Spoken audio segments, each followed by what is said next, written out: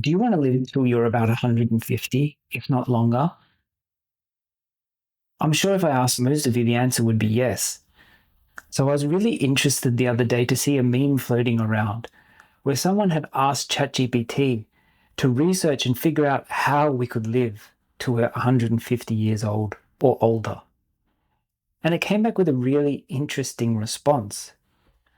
Because I'm sure you've seen a lot of the research out there that talks about longevity, and it researches people in the Mediterranean or in the islands of Japan who've managed to live long lives. And those areas have very large averages when it comes to longevity.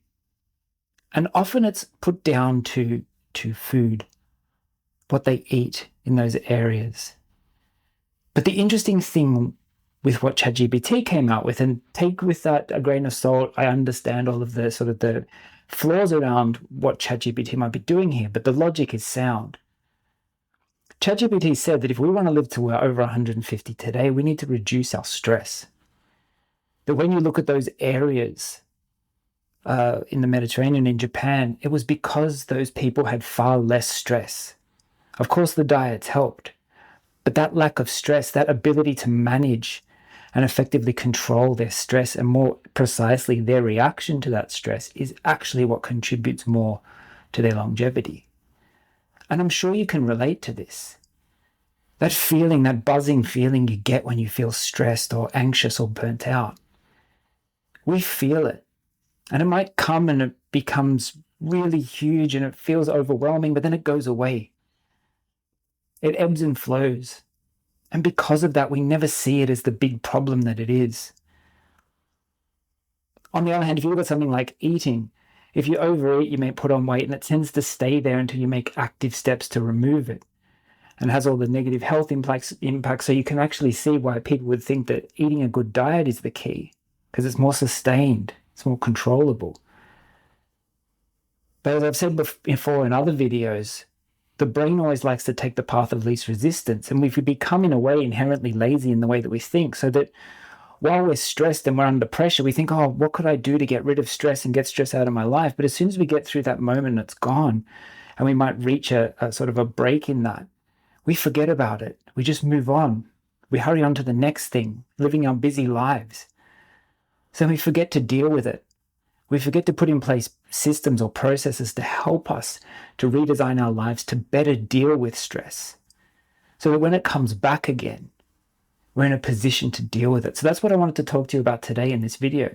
Some techniques and tips that I've developed to help me deal with my own stress.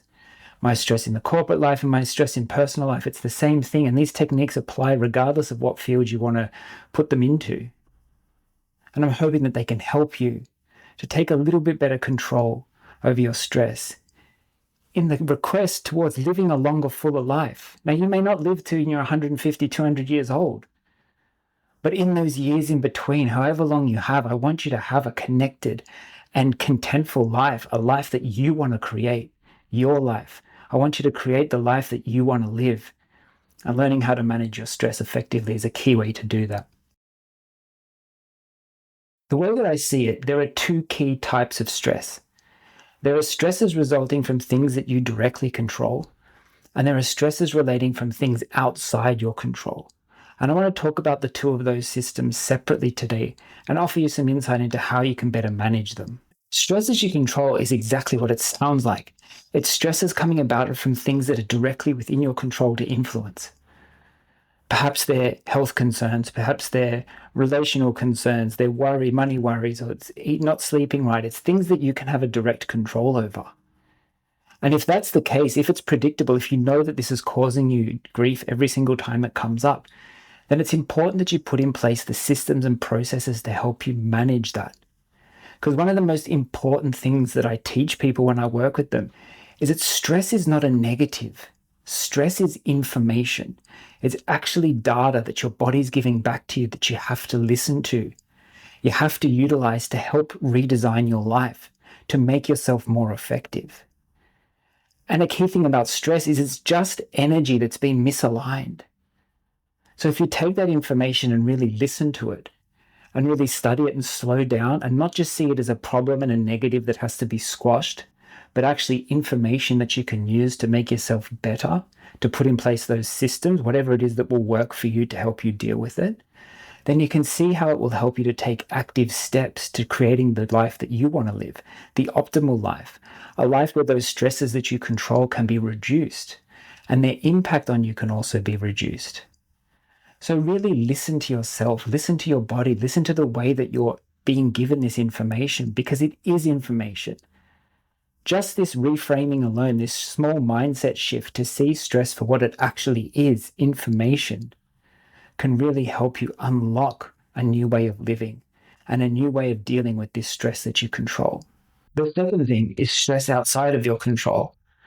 And this is important because it does happen to us. It could be the weather, it could be politics, it could be things that are well and truly beyond your realm of responsibility, beyond your realm of control. That's the key. You may not be able to affect the actual thing itself, but you can affect how you respond to it. And so many people miss that disconnection. They think, oh my goodness, I can't change the political environment in this country, or I can't change the way that the weather is coming. Yes, that's right. You can't change the storm. You can't impact the weather, but you can impact how long you stand in the rain. And that's really, really important.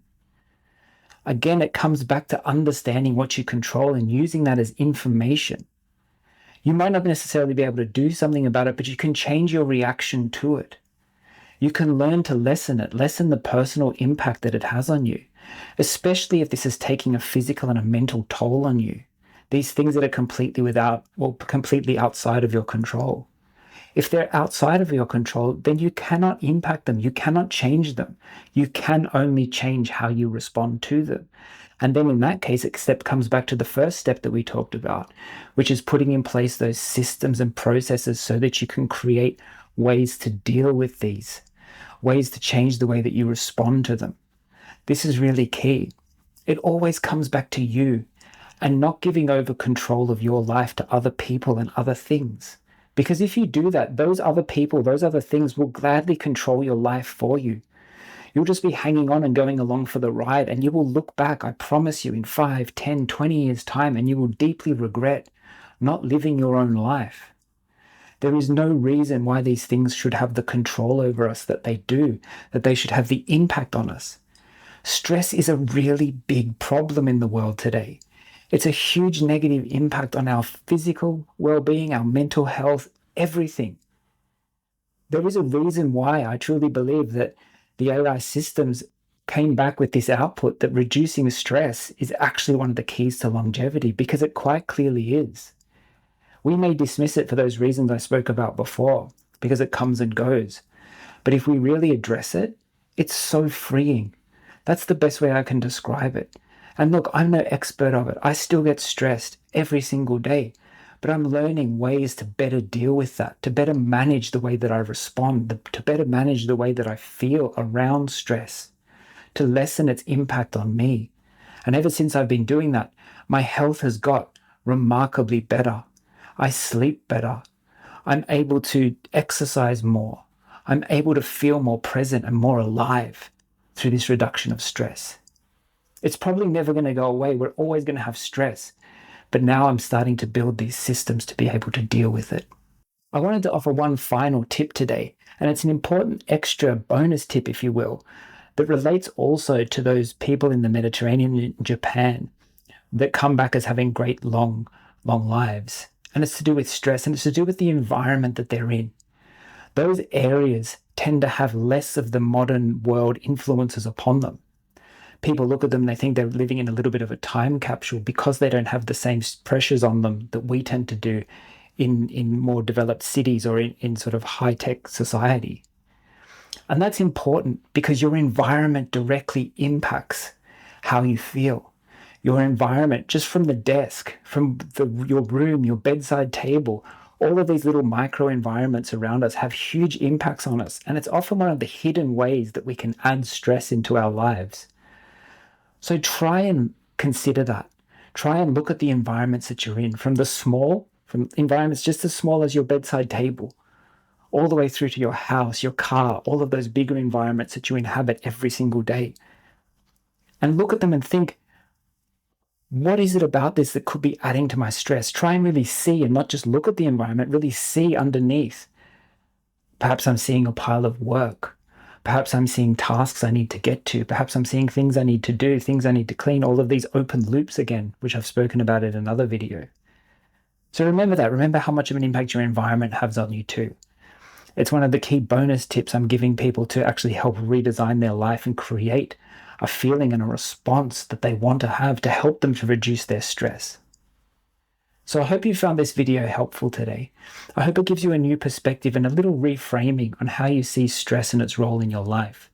If you're interested in learning other systems and ways to deal with stress, subscribe to my channel and check out some of my previous videos. There's lots of useful information in there about other ways that you can redesign your life and help to reduce the amount of stress that you feel.